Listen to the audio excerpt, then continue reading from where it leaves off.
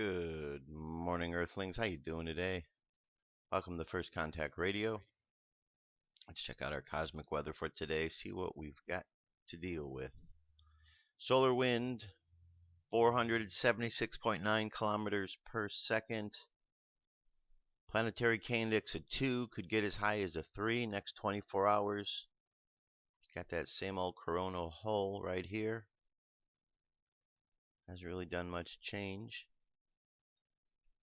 Planetary or M-class flare possibility is the same as yesterday, 15% chance.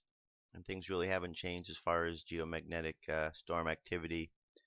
This one up to 20% from 15. That's about it. But we're about that time where we should start to feel or see some sort of effect from the M-class flare that hit on the 11th. So we should be feeling that it was only an M1. So it shouldn't be too significant. But nonetheless, we should be feeling some effects. At the very least, seeing what's going on. And the Perseid meteor shower is winding down. Hope you had a chance to check that out. Astrologically, moving right along here.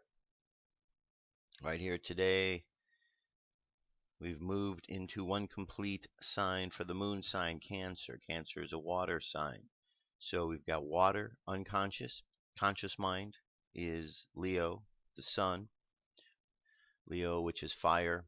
So we have fire and we have water. So we know how fire and water works, right? We've dealt with them a long time. Take a pot of water, put it on the stove, turn the water up underneath slowly. You can make the water get nice and warm. You can boil it to cook some stuff, or you could just really turn the fire up and evaporate the water. Or in the other extreme, the water can go and can pour over the fire and put that out. So we could see fire and water working together. You got to be careful. Now, if you take the idea of fire, fire is ideas, water is emotions. You got ideas and emotions. Ideas and emotions. So you tell me how many times in your life ideas and emotions have conflicted. I would bet it's a lot. So that's what we're dealing with today. Ideas on the outside, emotions on the inside, especially with the Cancerian energy. So that's what we're dealing with. Now, when we get to the moon phase for today, we're almost back down to that new moon again, only 10% of the way full.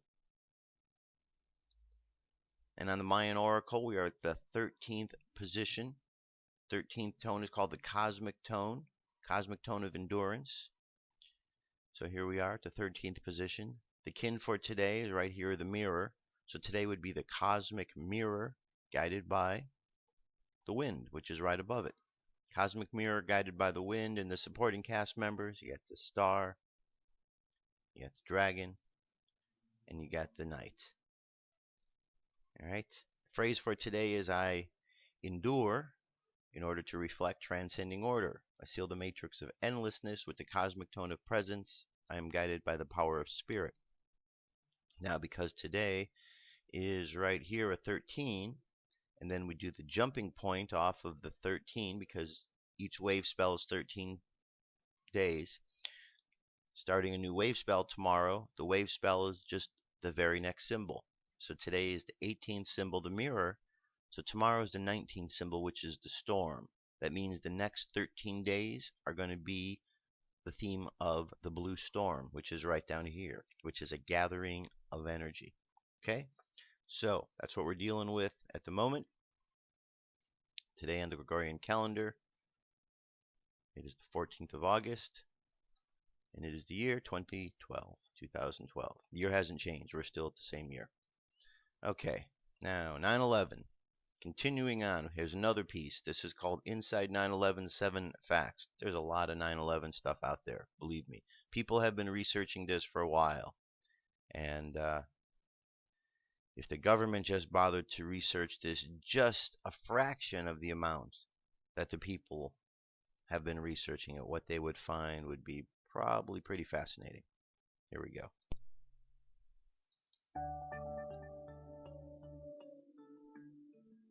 The attacks of 9/11 are still in question. Many remain skeptical about what happened that day and who is responsible.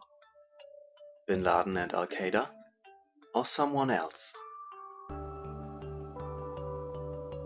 The official version presented by the mainstream media is based on explanations of US authorities and the 9/11 Commission report released in 2004. On the contrary, there still exist several alternative theories, a number of them reasonable, others merely absurd. Besides any theories, there are proven facts.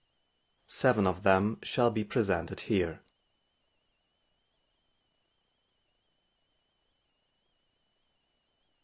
In the days leading to 9/11, observers see significant insider trading at the stock markets, a strong indication of foreknowledge. Certain people are betting on falling stock prices of companies that will suffer from the attacks later on. Example, the bets on falling stock prices of the 2 involved airlines, United Airlines and American Airlines, generate a return of over 400% in just 1 week, in total about $16 million. Official explanation: all these trades had harmless reasons. There wasn't any insider trading regarding 9/11. The investors had no conceivable ties to Al-Qaeda. Problem: financial experts from the University of Zurich, Switzerland, published a detailed study in 2011 proving that insider trading occurred shortly before 9/11. On the other hand, the details of the investigation of the Security and Exchange Commission on this issue have never been published. The names of the individual investors remain secret till today.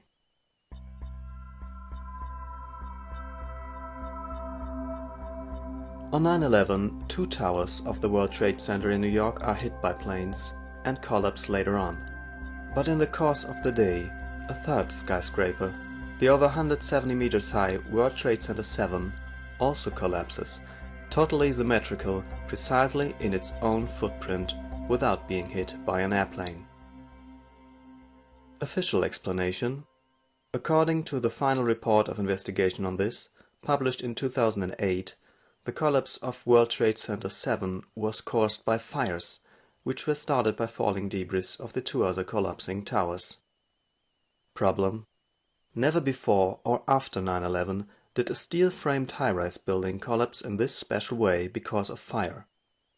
Also, a damaged building, especially one being higher than 100 meters, never collapses totally symmetrical, precisely in its own footprint. When it falls, then it naturally tends to the one particular side weakening first. Exception: the building is crashed by controlled demolition. Meanwhile, there are substantial indications for this suggestion. A group of scientists around the American physicist Stephen Jones and the Danish chemist Niels Harrit has proven the existence of a highly effective explosive in the dust of the crashed towers. An international association of more than 1,500 professional architects and engineers demands a new investigation of the attacks in this respect.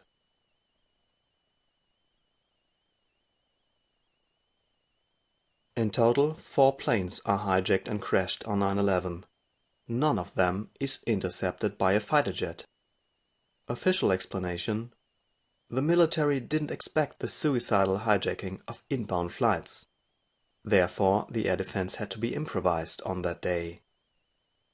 Problem: the US air defense tested the hijacking of inbound flights by suicide terrorists in several exercises before 9/11. The air defense hadn't to be improvised, it followed tested protocols. Nevertheless, both fighter squadrons starting while the attacks were directed to the wrong direction exactly in the important minutes. By whom and why is still not investigated. The tape recordings of the communication between fighter pilots and Air Defense Command while the flights were deleted or lost after 9/11.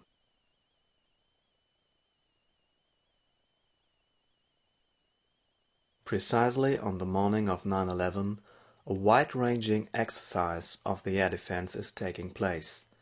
Its name, Vigilant Guardian. Part of the exercise is a virtual hijacking to be tested exactly while the real hijackings occur. In this same hour, a simulation team inserts virtual radar signals on the screens of the air defense. while the military officers there are trying to react on the real hijackings. Also, the air defense can't see the radar signal of the first hijacked plane, although it's clearly visible at the same time on the radar screens of the civilian air traffic controllers not taking part in the exercise. Official explanation? None. Just a general statement that the exercise had not obstructed the reaction of the air defense. Problem: the air defense has completely failed on 9/11, not once, not twice, but 4 times in a row. The role of the exercise in this failure is still unclear and was not part of the official investigation.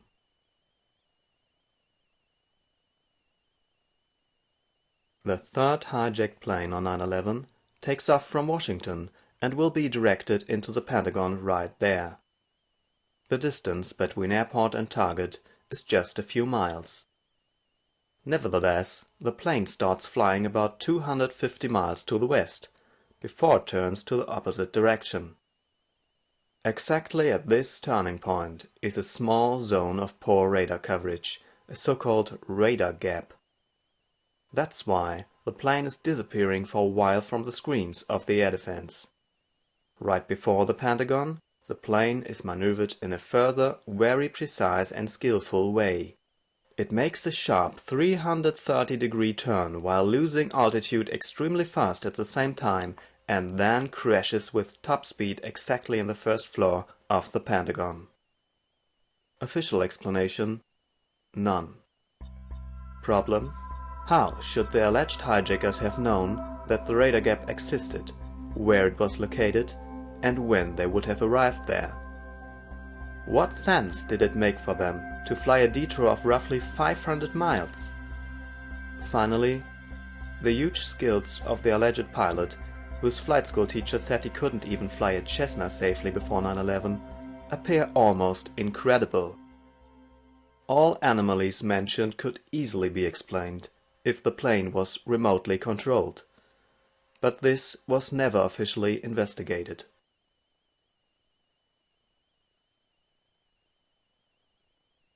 The alleged hijackers, with Mohammed Atta at the top, have never been conclusively forensically identified.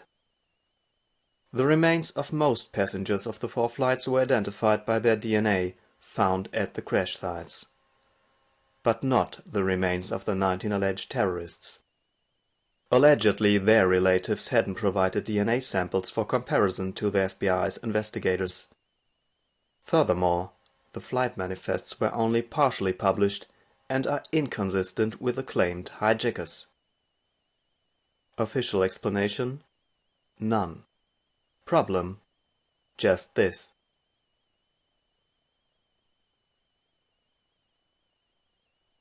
After 9/11, no one claimed responsibility for the attacks. Nobody announced any political demands. Official explanation?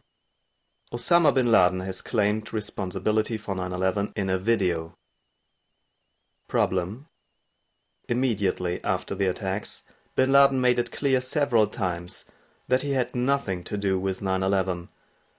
The video, where he allegedly claims responsibility, was published only 3 months after the attacks, by the Pentagon. An independent translation made on behalf of German public television concluded the video had been mistranslated in the critical statements.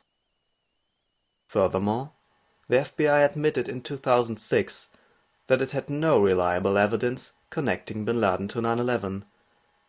His responsibility for the attacks remains an unproven allegation till today.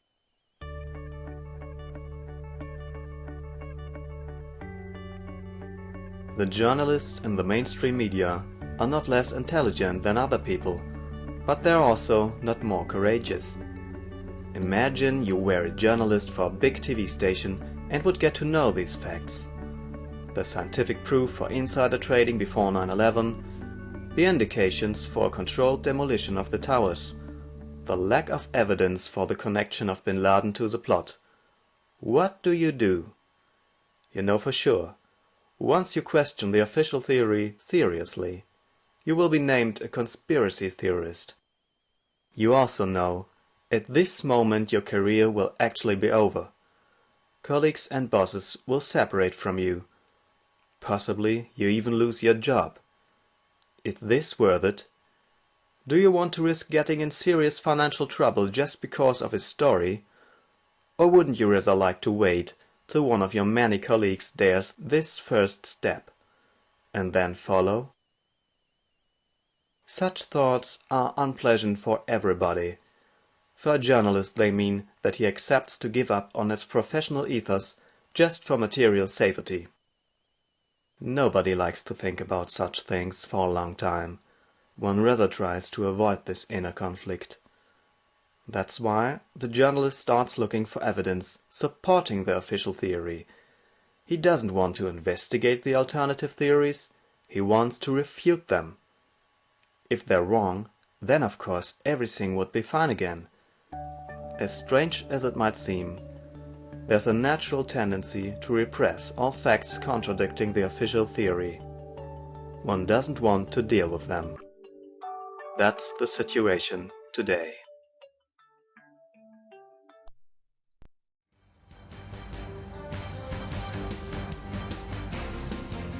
This is the UFO News with Joshua Poet. All right, Dirk, thank you very much. This is the UFO news for today. 6 stories for you. Story number 1 is back over here. Get rid of that. Story number 1. This comes from Russia on the 1st. UFO bright unidentified orbs flying in the sky above Pokrov in Russia. August 1st, 9:30 p.m. Let's take a look at what we have here. There we go. We got, well, it looks like a whole grouping of them right there in the middle. There's one right there. Okay, what was that thing over here? Yeah, there's the other ones right here.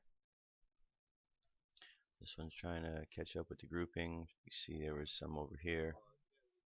There they are right there. 1, 2, 3, 4. We got a whole group of them. So we got one here. We got a couple here. Keep blinking in and out with the sunlight. See them there? Alright. That's the first one in Russia. Next sighting, that was on the 1st. Okay, now we go to Utah. This one here is from the 11th. Hovering the sky above Utah. There we go. Bright white light. It's hanging there. Again, if this was an invasion, they wouldn't just be hanging there, viewing everybody. That defeats the purpose of invasion. Okay? They are not invading right now. What they are doing is called observation. It's another word. It ends with an N, like invasion, but this has to do with observing as opposed to invading. All right? There we go. That's our sighting over Utah. Moving right along here. We have a sighting above Iran, Tabriz, Iran, on the 11th. Daytime video of UFO activity recorded in the sky at the Tabriz, the 5th largest city and one of the historical capitals of Iran and the capital of East Azerbaijan province. Okay. Let's see what we got here. Alright, this one's a longer video, almost 4 minutes in length. That's the object right here. There we go. Very interesting looking object just hanging there in the sky. Imagine looking up and seeing that. It's not quite something you normally see. Alright, that is the skies above Iran. Now, moving from there up to the moon. Notice how we keep pointing out things in the craters? Well, here's another one that was discovered. Mass amounts of alien structures discovered in Tycho crater. Alright, these objects in here. found by StreetCap1. The researcher who posted this. Look at the amazing catch by StreetCap of YouTube. In the video, he is looking at a crater on the moon and finds possible structures hidden near the shadows. This got me wondering what more there is in the main photo that he looked at, so I clicked on the link and found the structures below. So these are the different images you're going to see here. Okay. So are these structures, are these shadows, are these natural? I'll play the video here so you can see. But these are all things that you can do yourself. Pulling down the video, just follow the links. And you should be able to run these tests yourselves to see if you come up with the same results. But very interesting indeed. You know, we're told that there's nothing up there except for the American flag that looks like a Monopoly piece when you look at it from above. It could be. It could be a Monopoly piece they're showing everybody. Hey, look at that. That is our lunar lander. Anyway, moving right along. All right, this is over Stockholm, Sweden on the 12th. You got 3 of them. Okay. During the sighting, we can see not 1, but 3 glowing formations in the sky. One looks to be a large triangle or pyramid craft. Note that the sunset is the time when you have the greatest chance to record a UFO, because even when cloaked, they will become visible for a few seconds, a few minutes, because of their cloak is made to bend light around them from a 180-degree angle. Okay, the sun's light is now bent. So because of the sun, that's basically what he's saying. We've talked about that before. There we go.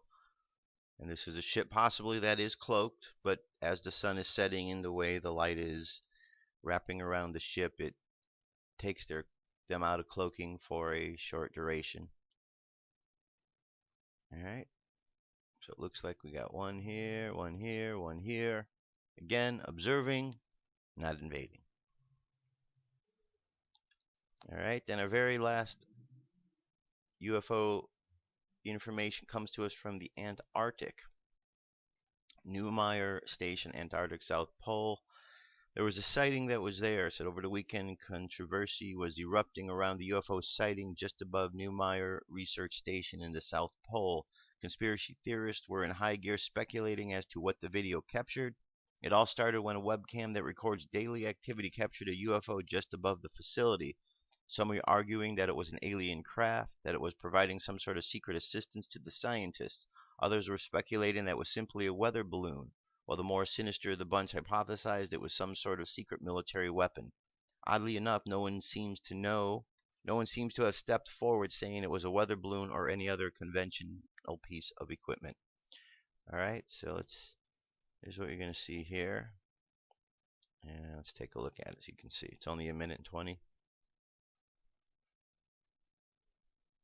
Alright, let's see what we have here. Yes, we must know the truth.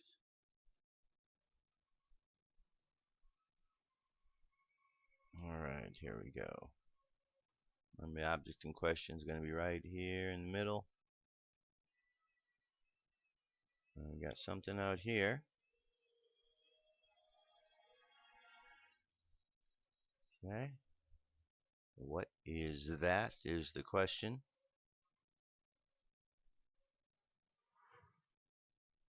Okay, is that an orb? Is that a UFO? You know, sometimes there's been shots out here at this exact station where there's images that appear to be another planet. Now, this certainly isn't that, because that object is a lot larger. But there's some really interesting footage you might recall that we've seen from this particular station in the Antarctic. Alright, all different ways you look at it, it's still there through all these different filters. So what is this? Don't know, but the link's available so you can check it out. Alright, I'll be right back momentarily. Stay tuned. What if our government was responsible for some of the greatest crimes against this nation? Would you really want to know? These are big questions, but these questions deserve answers. It's time to demand the truth. People shouldn't be afraid of their governments. Governments should be afraid of them. 9/11 was an inside job.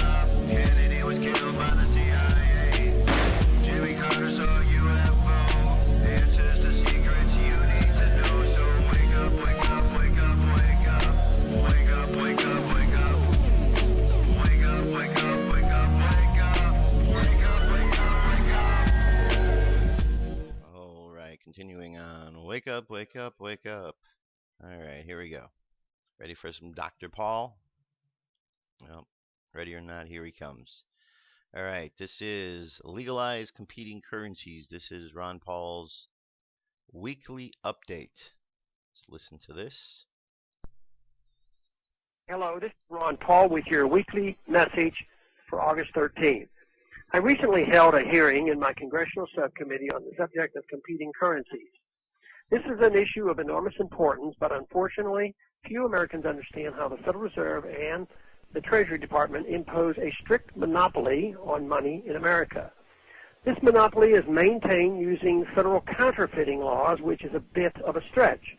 If any organization is guilty of counterfeiting dollars, it's the Federal Reserve. But those who dare to challenge federal legal tender laws by circulating competing currencies, at least physical currencies, risk going to prison.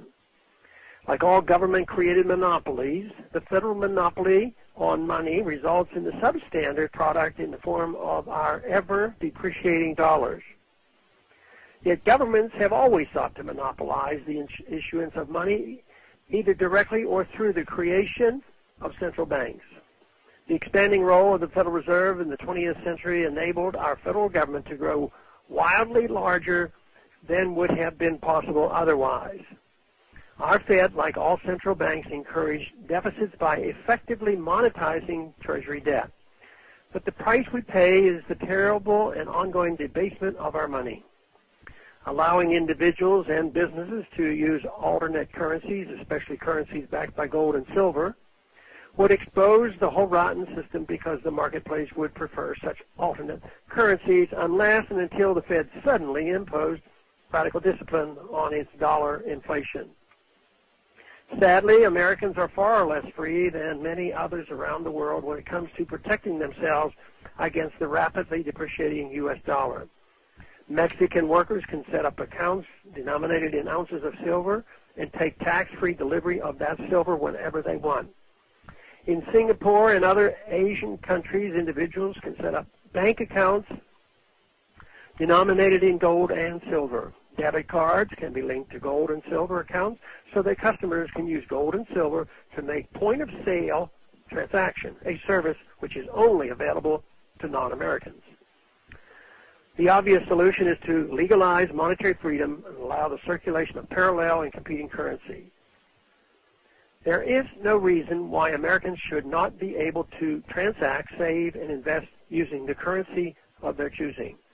They should be free to use gold, silver, or other currencies with no legal restrictions or punitive taxation standing in the way. Restoring the monetary system envisioned by the Constitution is the only way to ensure the economic security of the American people. After all, if our monetary system is fundamentally sound, and the Federal Reserve indeed stabilizes the dollar as its apologists claim, then why fear competition? Why do we accept that centralized monopoly control over our money is compatible with a supposedly free market economy? In a free market, the government fiat dollar should compete with alternate currencies for the benefit of American consumers, savers, and investors. As Austrian economist Ludwig von Mises explained, sound money is an instrument that protects our civil liberties against despotic government. Our current monetary system is indeed despotic, and the surest way to correct things simply is to legalize competing currencies. Thanks for calling. A new update is placed on this number, 888-322-1414, every Monday. The written text can be found at www.house.gov/Paul under the heading Texas Straight Talk. Thanks for calling. All right, very good. Thank you, Dr. Paul, for that good message. Now, I'm going to, you're going to be out in Florida for Paul Fest. Well, let me play this for you. Hey, everybody, don't miss Paul Festival. August 24th through the 26th at the Tampa State Fairgrounds. www.paulfestival.org. Make sure you're there. Hey, everybody, don't miss Paul Festival. All right, very good. I'm going to play it over the course of the week. Just keep reminding you, if you haven't gotten your tickets yet, you can do so right from the front page of our site, or you can go to thepaulfest.org. But if you click on from the front of our site, First Contact Radio, it'll take you right where you can get the tickets. It should be quite the event. I'm going to be out there, so I'm going to be broadcasting, be getting information to you. So if you're not able to make it, be able to get some of it to you. All right, moving right along. We had a big earthquake yesterday. Big earthquake, 7.7. That's a big one. Let's listen to what happened. 12:45 a.m. Central Time on Tuesday, August 4th. Hey everybody, Dutch Sense here. 12:45 a.m. Central Time on Tuesday, August 14th, 2012. And I'm here on Earthquake 3D, which is a USGS feed of the most recent earthquakes. You can see it. 7.7 magnitude struck just north of Japan and east of Russia in Russian territory. Let me go ahead and get the stats directly on this. You know, I'm not sure if you can even hear that. Forgive me, guys. It's so quiet. Basically, we've got a 7.7 earthquake hit out in Japan. Let me go over to where we can see it here. This is what we're dealing with right here. 7.7 Sea of Okhotsk. Okay. You want to see exactly where it was. Click right here and get all the details. Get a map of where it was. Alright. Kind of get an example where it is. Alright. So let's think good thoughts and hope everyone's okay and that there isn't any residual effects that are going to create any tsunamis or anything like that. But we'll pay attention to that. Alright. This one here is a weird one. National Weather Service, for some reason, just like the Department of Homeland Security, has decided to purchase ammunition. Why? Well, there's the first word here. Why? Why would the National Weather Service need to purchase large quantities of powerful ammo? Well, that's the question many are asking after a federal agency followed in the footsteps of the Department of Homeland Security in putting out a solicitation for 46,000 rounds of hollow point bullets.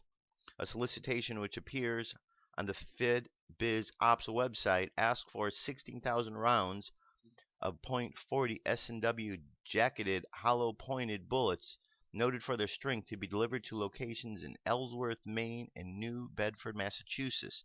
A further 6,000 rounds of S&W JHP will be sent to Wall, New Jersey, with another 24,000 rounds of the same bullets heading to the weather station in St. Petersburg, Florida. The solicitation also asks for 500 paper targets to be delivered to the same locations in Maine, Massachusetts, and New Jersey. The National Weather Service is one of 6 scientific agencies to make up the National Oceanic and Atmospheric Administration. The solicitation requires a response by August 21st.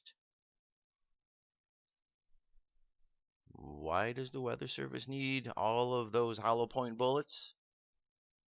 Don't know. What do you think? So we've got the Department of Homeland Security is gearing up with hollow point bullets. We got the Weather Service. We've got reports that there's going to be civil unrest in this country. I don't know. Do you think anything's going on? Do you think there's any clues that we should be paying attention to here? Bullets, civil unrest stories the grid's. I don't know. I don't know if I see anything. Do you? I'm just kidding around. Obviously I see something. All right. Here's one. Newt Gingrich says conservatives suppressed for Obama's college records.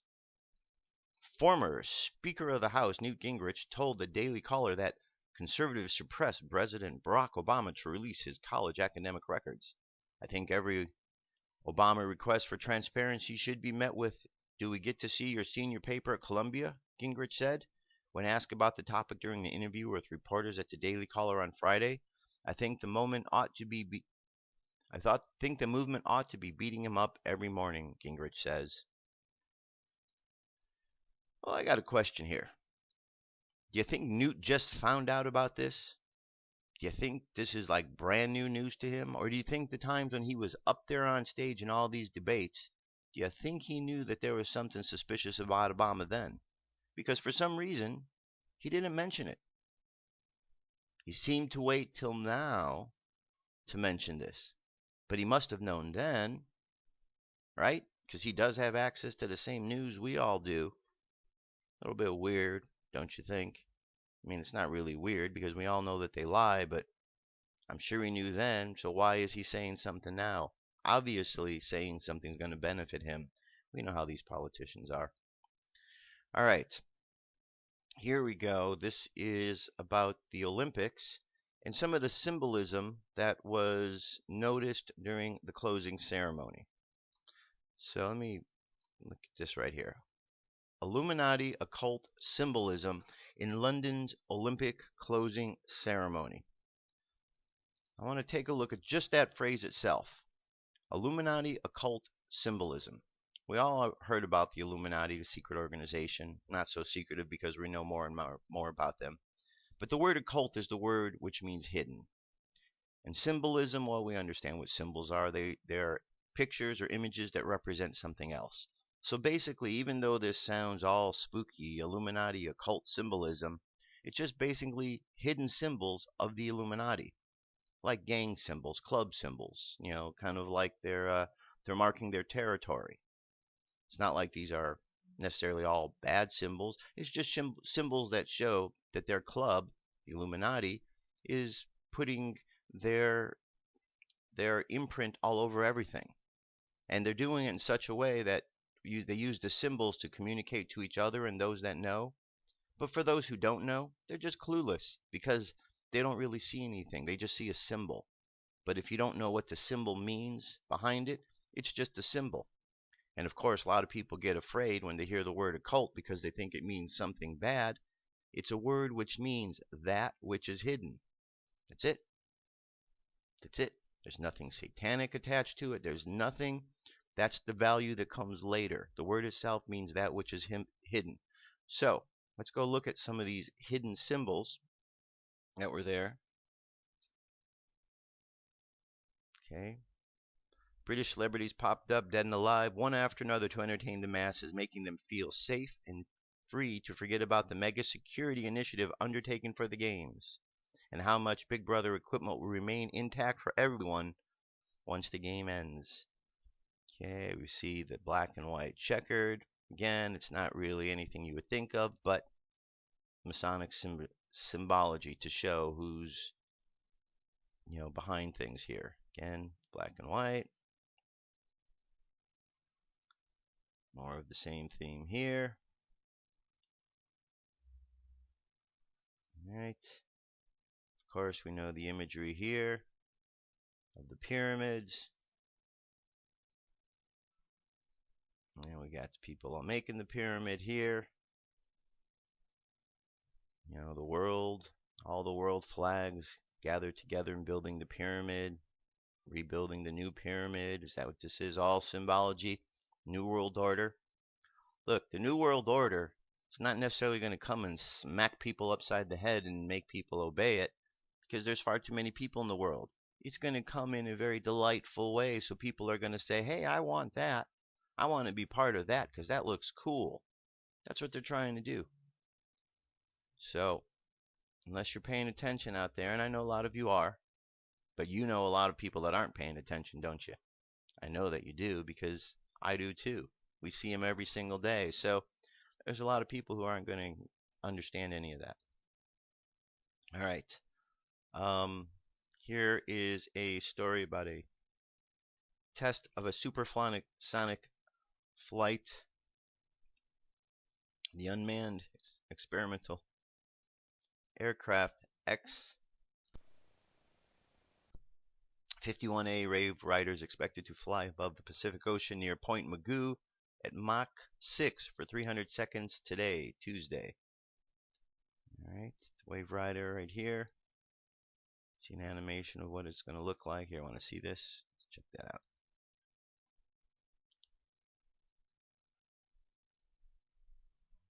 Alright.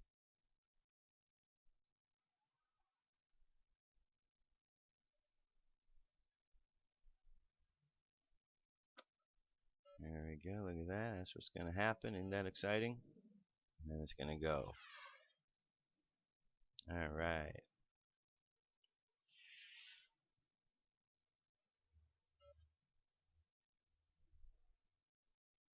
we go, an unmanned spaceflight. Alright, that's not the real thing, that's just an animation.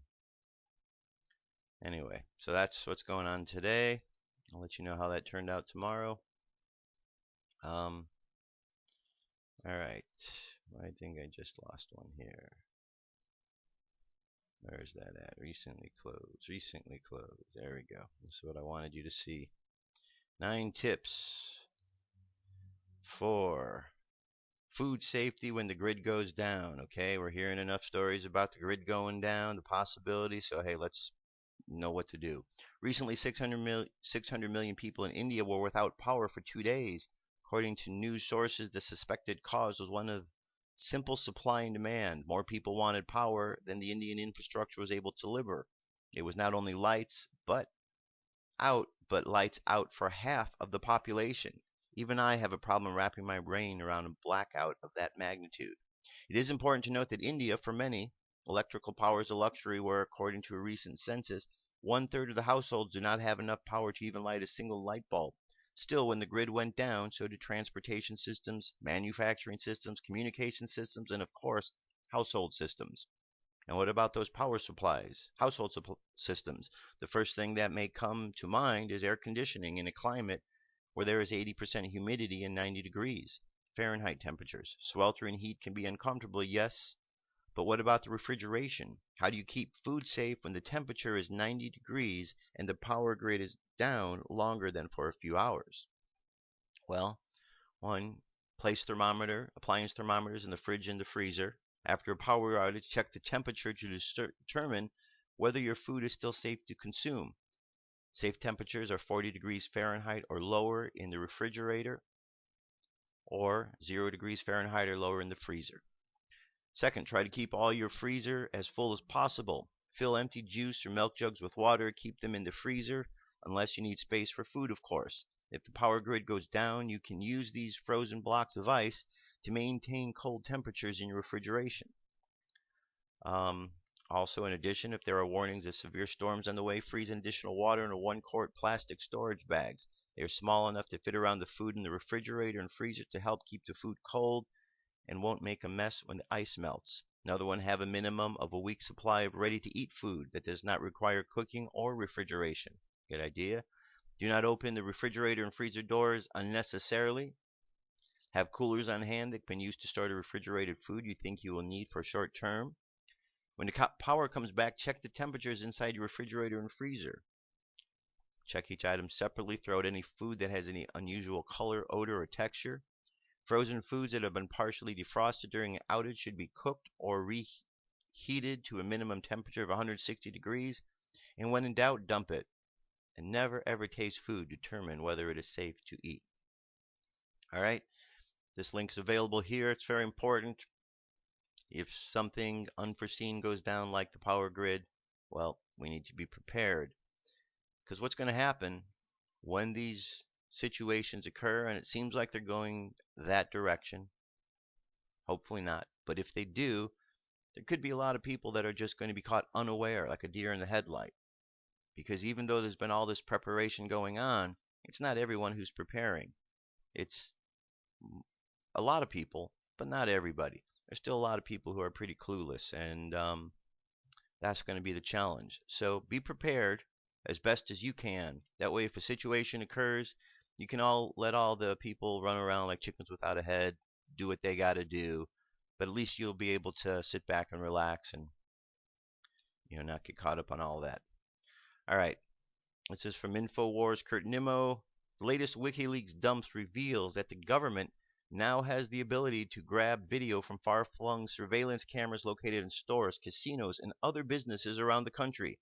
It uses sophisticated facial recognition software to identify people of interest captured by the ubiquitous cameras numbering in the millions. The software trapwire is a significant breakthrough for the surveillance state. It was uncovered by security researcher Justin Ferguson. He delved into the massive pile of emails hacked from Stratfor, regarded as the Shadow CIA, on Christmas of 2011. In response to Ferguson's discovery and the trapwire revelation, WikiLeaks has recently hit with a large-scale distributed denial-of-service attack. All right, you can see there's a lot more to this article. want to leave that for you, because I am going to move on to our last piece here. Napoleon Hill, Think and Grow Rich. This is part number 12. Are you enjoying the Napoleon Hill information? Pretty good stuff, right? I think so. That's why I'm playing it. And this is part number 12. Accurate thinking. All right. Let's hear what Napoleon has to say. Ever take time to learn the rules, since accurate thinking is the very...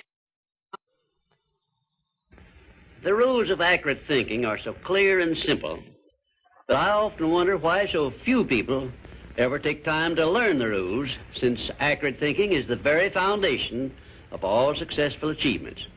In this visit, I shall give you a working description of the rules of accurate thinking, which all successful people follow. First of all, accurate thinking is based on two simple fundamentals. They are called inductive reasoning and deductive reasoning. Inductive reasoning is used when the necessary facts on which to base your thinking are not available. In this case, you act on hypotheses, or what you assume the facts to be. Deductive reasoning is used when you have the facts, or what appear to be the facts, on which to base your thinking. The next step in accurate thinking is to separate facts from fiction, or hearsay evidence, and determine whether you are dealing with hypotheses or real facts. When you are sure you have dependable facts on which to base your thinking, you take the second step by separating these facts into two classes. One is important facts, and the other is unimportant facts. When you do this, you may be surprised at the overwhelmingly greater number of unimportant facts you deal with daily than there are important facts. At this point, you are almost sure to want to ask the question, what is an important fact, and how can I distinguish it from an unimportant fact? And I shall give you the answer to this very important question by saying that an important fact is any fact which will aid you to any extent whatsoever in attaining the object of your major purpose in life. And all other facts, as far as you are concerned, are unimportant, and you should waste no time with them. After this visit is over, you can employ the next hour to a great benefit to yourself if you will set down on paper a list of all the facts you dealt with yesterday, separating them into two classes, important and unimportant. As a matter of fact, you will make a profound discovery regarding accurate thinking if you follow the habit of daily taking inventory of all the facts that claimed your attention during the day, putting them down on paper in two separate columns, one labeled important facts and the other labeled unimportant facts. Now let us turn our attention to the subject of opinions and see to what extent loose, unsound opinions are mistaken for accurate thinking. To start with, let us recognize the truth that most opinions are without value because they are based on bias, prejudice, intolerance, guesswork, hearsay evidence, and out-and-out ignorance. These are harsh words I'm using, and they represent the source of most of the tragedies of life which people meet with unnecessarily. And I would say that of all the tragedies which cause misery and failure, none is more merciless or destructive than those which grow out of the indifference of people who make no attempt to learn how to think accurately. I shall never forget an experience I had with President Woodrow Wilson while I was working for him during World War I. I asked the President what effect he believed World War I would have on civilization, and his reply was brief, but it was a masterpiece which you should remember as long as you live. "I cannot answer your question," said the President, "because I have no facts on which to base an opinion."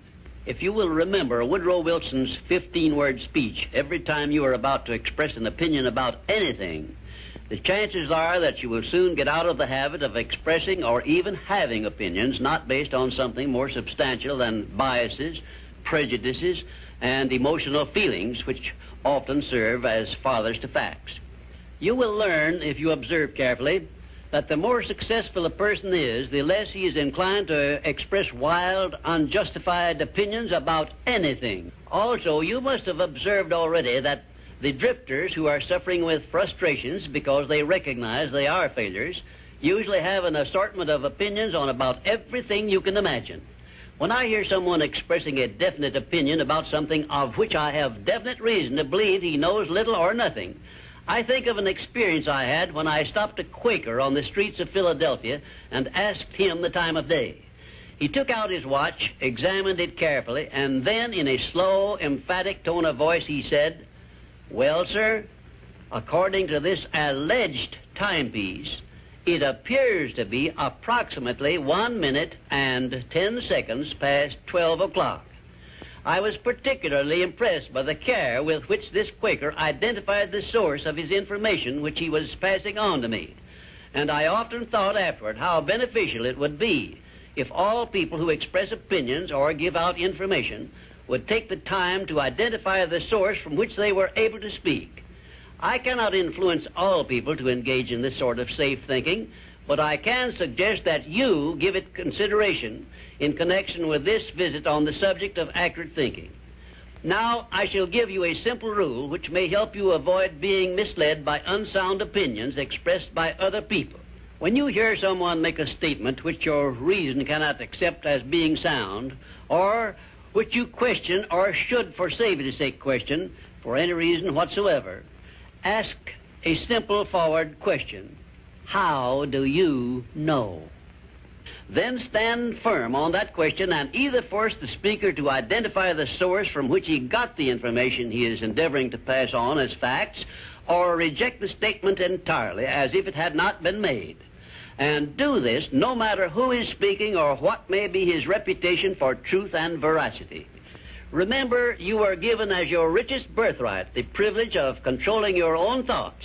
Therefore, treat this divine gift with the profound respect to which it is entitled, and do not allow anyone to do your thinking for you, or to influence your thinking in any manner whatsoever, except by the rules of accurate thinking I am passing on to you. Follow this procedure regardless of what people think or say about your method of thinking. If they wish to call you a cynic or a doubting Thomas, let that be their misfortune. But for your own good, go right on thinking by rules which will save you from many mistakes and tragedies throughout your life. Now, I will give you 7 rules to follow, which, if you memorize them and follow them as a daily habit, may bring you top rating as an accurate thinker. 1. Never accept the opinions of other people as being facts until you have learned the source of those opinions and satisfied yourself of their accuracy. 2. Remember that free advice, no matter from whom it is received, will bear the closest of examination before it is acted upon as safe. And generally speaking, this sort of advice is worth exactly what it costs. 3. Alert yourself immediately when you hear anyone speaking of others in a discourteous or slanderous spirit, because this very fact should put you on notice that what you are hearing is biased, to say the very least about it, and it may be out-and-out misstatement. 4. In asking others for information, do not disclose to them what you wish the information to be, because most people have the bad habit of trying to please under such circumstances. Well-measured, tactful questions can be of great benefit to you in thinking accurately. 5. Remember that anything which exists anywhere throughout the universe is capable of proof, and where no such proof is available, it is safer to assume nothing exists. 6. One of the great unexplainable miracles consists in the fact that both truth and falsehood, no matter by what means they may be expressed, carry with them a silent, invisible means of identifying themselves as such. Therefore, remember this truth and begin developing the necessary intuitive faculty to enable you to sense what is false and what is true. 7. Follow the habit of asking, how do you know, when anyone makes a statement you cannot identify as true. Follow this habit faithfully, and you will see many persons squirm and turn red in the face when you insist upon a direct reply. The most accurate thinkers are the scientists. They investigate with open minds and never allow their wishes to become the fathers of facts, but deal with each fact as it is, not as they would like it to be. Now, one final word of warning I feel I should leave with you. Study yourself carefully, and you may discover that your own emotions are your greatest handicap in the business of accurate thinking. It is easy for you to believe that which you wish to believe, and unfortunately, that is precisely what most people do. This is a method by which many people condemn themselves to eternal failure and defeat. And it is a method which opens wide that sealed envelope which contains the list of penalties they must pay for neglecting to take possession of their minds and use them for constructive ends beneficial to themselves. And now, until our next visit, may I say goodbye. All right, very good. That brings us to our last moment on the show, which is our meditation for today. So, close your eyes, relax, imagine that you are walking down a path. And as you're walking down the path and you're looking around at the sky and listening to the birds, watching the animals, and feeling the breeze and the sun, thinking about all that's going on in life, you think about how stories are told, and some of them are lies and some of them are truths. And you think about how to tell the difference between the lies versus the truth. Because sometimes the lies are so well told. Sometimes the lies are so convincing. But as you contemplate the idea, you remember that one of the gifts of the Spirit is the gift of discernment. To discern that is which is right from wrong. And so using the gift of the Spirit by going in and finding that gift of discernment and starting to practice using it little by little, you get stronger at being able to discern right from wrong. And once you get used to practicing, once you get used to discerning, you find out how easy it is. How easy it was. And you realize you could have been doing this for a long time and wonder why it took you so long to use this sense of discernment. You've had it all your life.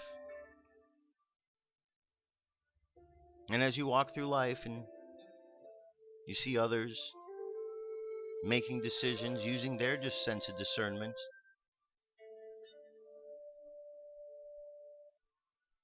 you see others are encouraged to do the same. And as everyone is encouraged to use that sense of discernment within them, you realize that it isn't the people that are discouraging this sort of thing, because the people are very open-minded to it.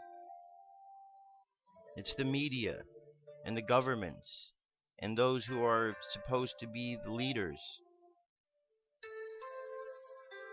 And so when we turn away from all of that and we stand in the truth of who we are as people, not only do we realize that there are more of us,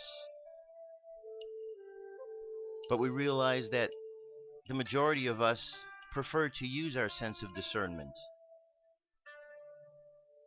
The majority of us prefer to do the things that are right. The majority of us prefer to have good in our lives and truths. And so as we imagine this, we imagine that the minority of individuals on this planet, wherever they may be, we imagine that their numbers dissipate as the numbers of people using their discernment grows, till eventually all of those suppressing are gone, dissipated, and all that is left are those who are willing to stand in the truth, those who are willing to look for the truth, those who are willing to honor the truth. And when we look around, we realize that that is us. We want the truth. We desire the truth. Therefore we shall have the truth. And knowing this, feeling this, let's hold on to that thought and bring our energy and attention back to the present moment on the count of 3. 3, coming back to the present moment filled with confidence. 2, coming back to the present moment filled with faith. And 1, coming back to the present moment happy, healthy, and whole. Happy, healthy, and whole. There you have it. Made it through another show, prayer meditation. Thanks for being here. It's a pleasure as always to talk with you each and every day. Have a great day. I'll be back tomorrow with more news and information. Be safe. Peace. I'm out of here.